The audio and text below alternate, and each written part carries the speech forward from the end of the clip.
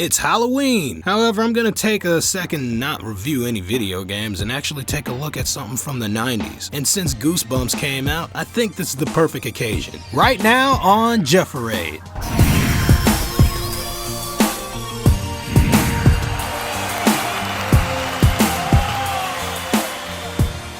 Welcome to Juforade, a YouTube channel that looks at video games and finds the entertainment in their simplicity, such as playing as the villain, getting the high score as soon as you hit that ball, and making beats using game sounds.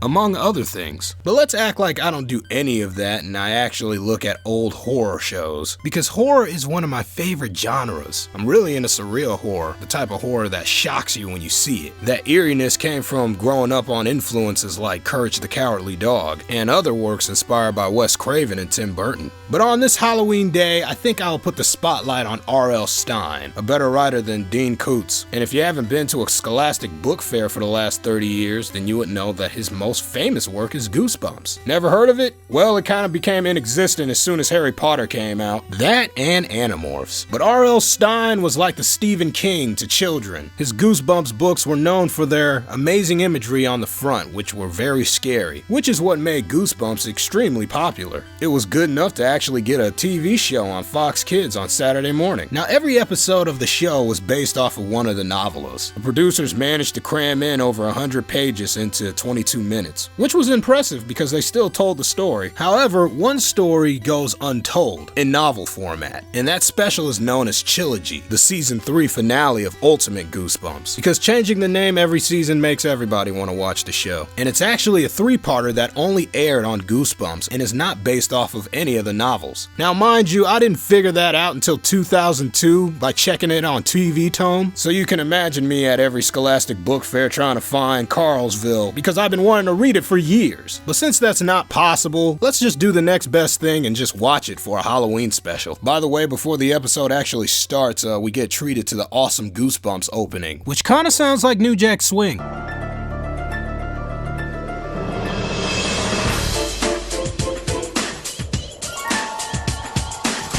So the episode, Squeal of Fortune, Chillogy Part 1, opens to a very vague, dark scene that, what is this, an episode of Goosebumps, or is this Are You Afraid of the Dark? Because that show is like 20 times scarier than this show. We zoom out and we see that this whole little town is just a makeshift model one. But something's evil afoot. Like this little tiny man that keeps laughing at everything, and he's the size of a foot. Carlsville is open. Time to play.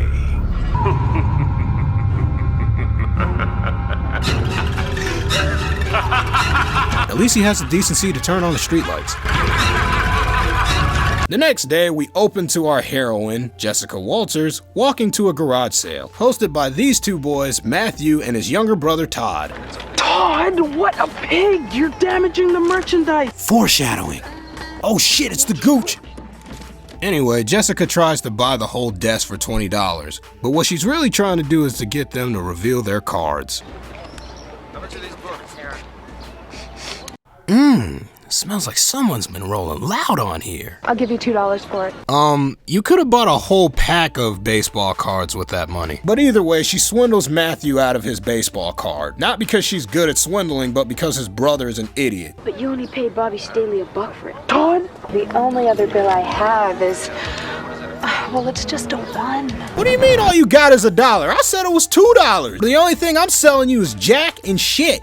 Jack left town. We go back to a room and holy crap, what is all this? Like what, she has a stock market in her own room? Let's just pretend that this is her parents' room. It only makes me wonder if her father is Donald Trump. That's when Jessica's younger brother comes in and asks her for money so he could buy stuff for his parents. Look, I just need to borrow some money. I'll pay you back. Sam, with what? Yeah, Jessica, literally hook a brother up. But instead of giving him money for the gift, she accuses him for spending all of his money on kid stuff. Yeah, I know. I've got to start saving my money. Yeah, how dare you spend your money on yourself and not on the bills that need to be paid or the kids that you do not have. Save it for the rest of your life until you're dead and then pay for your own funeral. I never give up a good business opportunity when I see one. If you want cash, you gotta help me make this YouTube video for over 1 million people. I mean, we might get— Forget it. I'll make him a keychain. Fine, geez, you don't want to help me out, why should I help you out? Then Jessica's mother slowly creeps in, and emphasis on the word creeps, and she has her go and clean the attic. And by gosh, she finds a little toy town upstairs that she's never seen before. The first thing that pops into her mind is, Could be worth a fortune.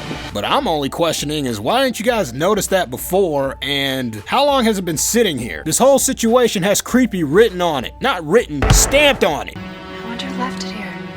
Probably the previous owners.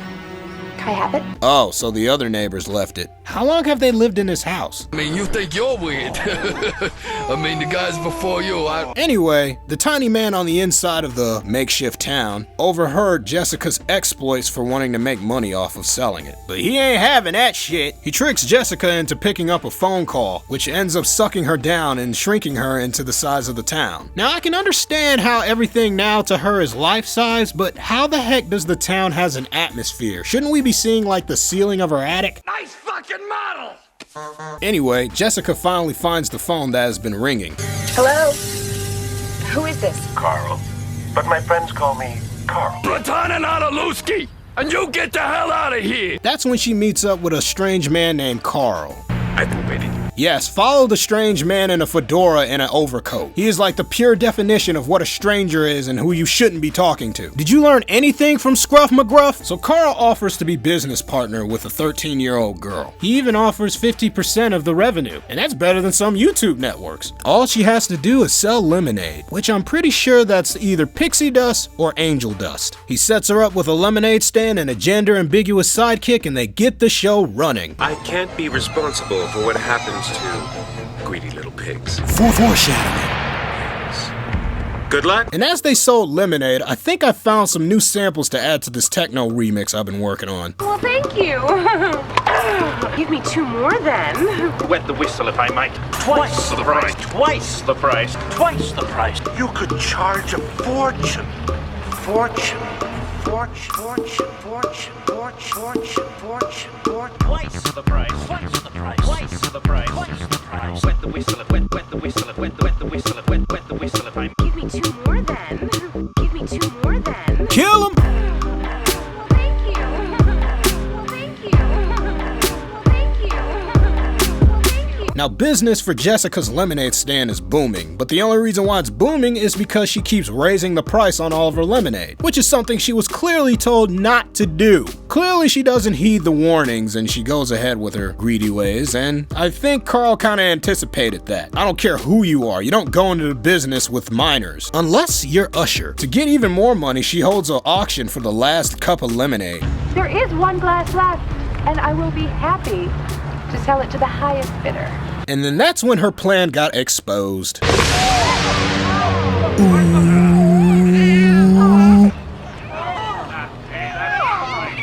Yeah, this was kinda her idea. I'm just gonna mosey over here.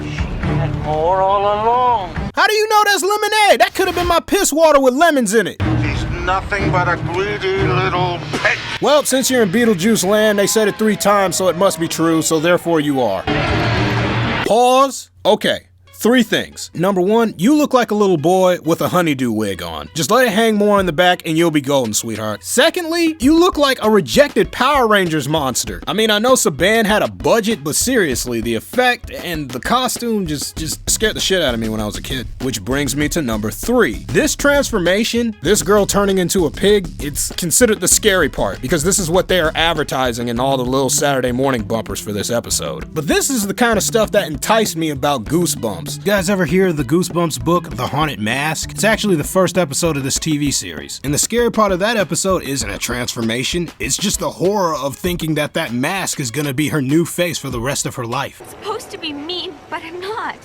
I'm supposed to be mean, but I'm not. And that fear of losing your identity, of losing your humanity, that's like what interests me in Goosebumps, is because they actually explore that. It's just always interesting to me just to see how the characters react to their new transformation. Now, any type of body altercation that's involuntary is always scary, but for some people, I'm pretty sure it's kind of sexual. Anyway, I digress. Click the flick. Carl told you not to be greedy, but you didn't listen. You're nothing nothing but a greedy little. She tries to keep all the money that she hustled out of the people, but that's when Carl appears. What do you got to say? Get the pig. And from this point of the episode, that's the dialogue of all the citizens. Get the pig, get them, go, And then the writers of the show went home. I guess our little partnership must be dissolved. What have you done to me? You hogged the profit. I'm pretty sure she can't hog all the profits if you guys are splitting it 50-50. Greedy little pig. Wait, don't go! I was trying to show you how beautiful you are! I can't say that with a straight face. Okay, now let's get serious and recap. Jessica, the hustler, got sucked into a little toy town, and she gets turned into a human Christmas feast. Now she's running from her life from living toy people, implying that they're going to eat her. If you didn't hear it the first time, here's the second time. Pig goes great with lemonade. All on top of not knowing where she is and how the heck can she get out. I mean, what scary thoughts could be going through her head? And she can't punch anybody because her hands are shaped like giant ham hocks. When I was a kid, this is where I came in on a Saturday morning. I had no idea how she ended up looking like this, and I only just assumed that it was Carl doing all of it. I didn't know it was a girl until I heard her cry.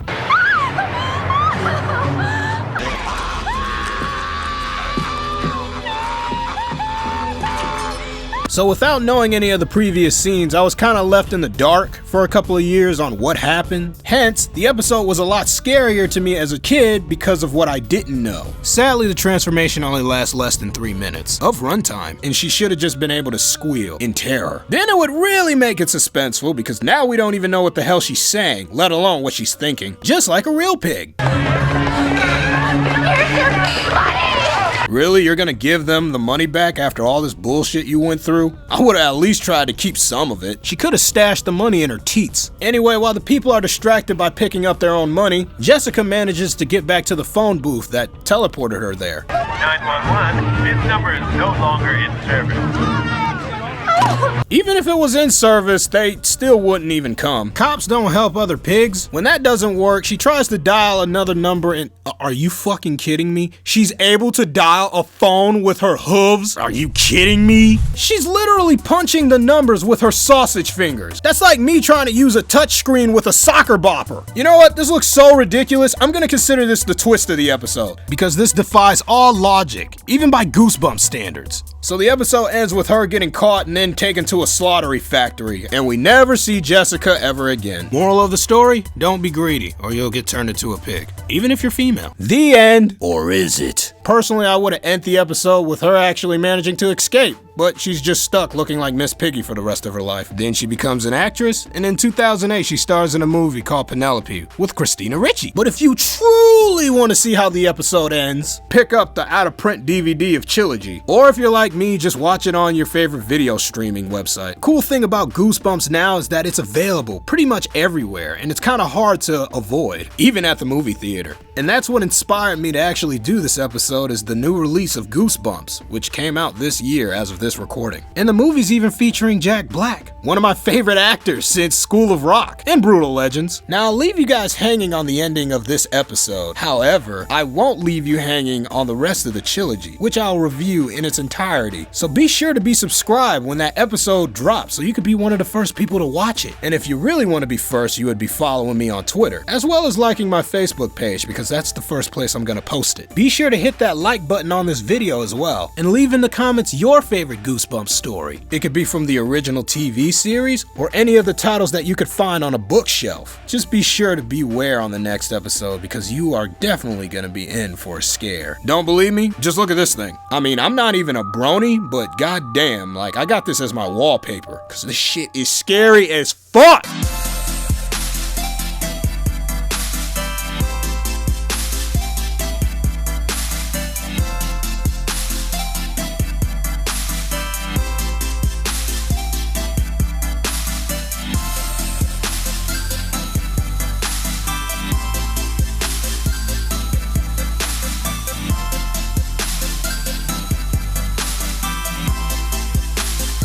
Happy Halloween!